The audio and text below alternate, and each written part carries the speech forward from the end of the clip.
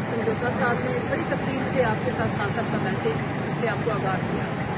मैं सिर्फ मुख्तसर 3 बातें करूँगी।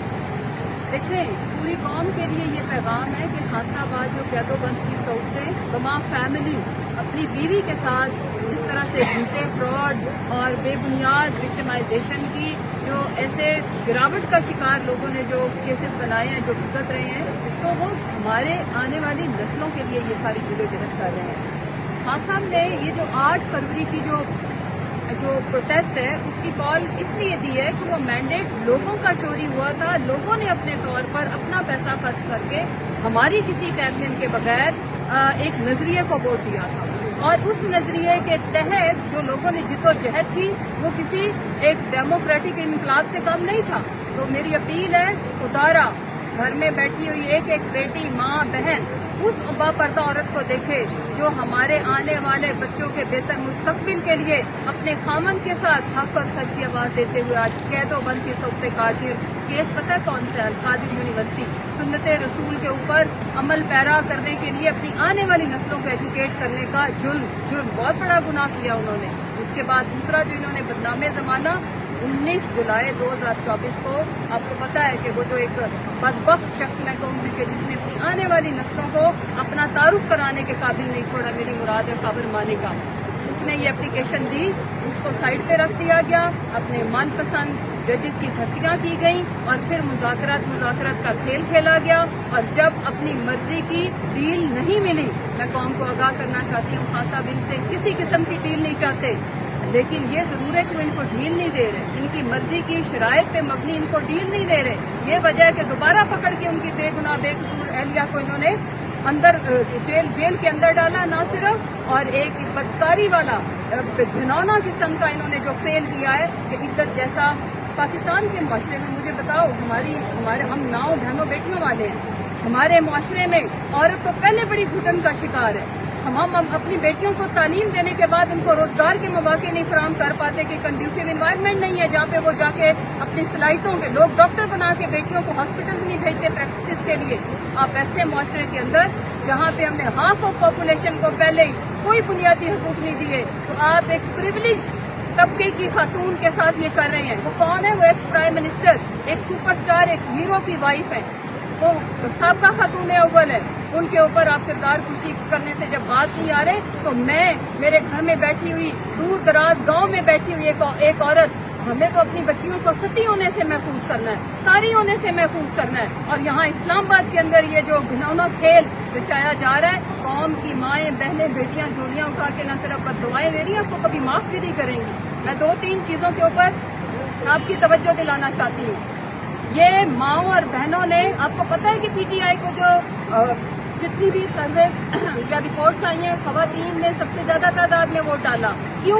क्योंकि खवातीन को पता है, माओ बहनों को पता है कि उनके हकूक की जो बंदा जंग लड़ रहा है, जो जेल के अंदर बैठा है, हमें अच्छी तालीम देने के लिए, हमें अच्छी सेहत देने के लिए बैठा है, वही निकलेंगी। और ये इनकी खाम ख्याली है कि सवाबी में तो इनकलाब होगा।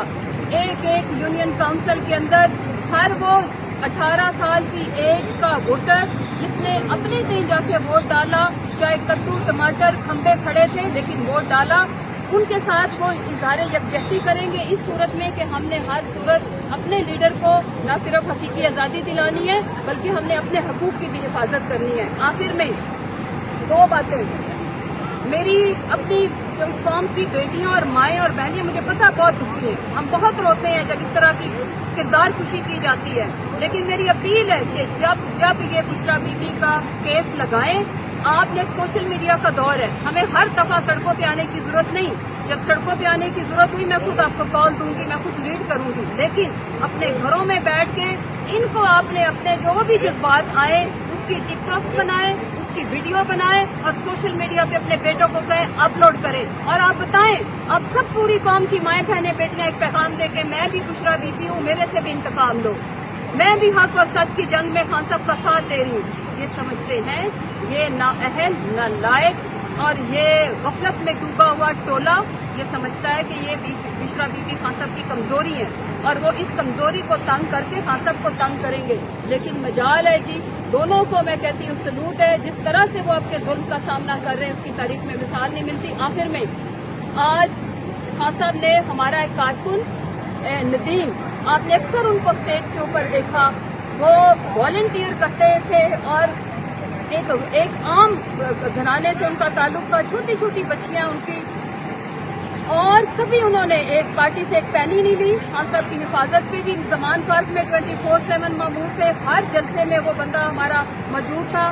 ایسا کیا ہوتا ہے کہ ہمارے کارکن وہ اریسٹ ہوا ہے، وہ ریلیز ہوا ہے، وہ بیمار ہوا ہے، اینڈ ہی ایکسپائرڈ، اور یہ تیسرا چوتھا کارکن ہے ہمارا جن کی موت اس طرح سے ہوئی ہے. اسٹریس، انگزائٹی یا جو ٹارچر ان کے ساتھ ہوتا ہے، اس کے اوپر ہم مطالبہ کرتے ہیں کہ ایک جوڈیشل کمیشن بنایا جائے کہ ہمارے کارکنان کے ساتھ یہ بدسلوکی کیوں ہو رہی ہے. پھر میں اعظم سواتی صاحب کے لیے آواز اٹھانا چاہوں گی، ان کا کیا قصور ہے؟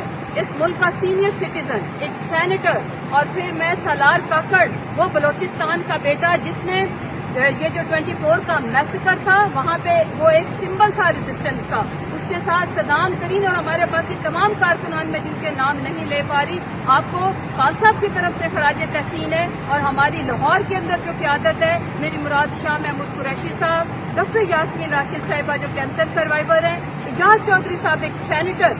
شرم آنی چاہیے ایوان والا میں بیٹھے ہوئے ایک ممبر کو.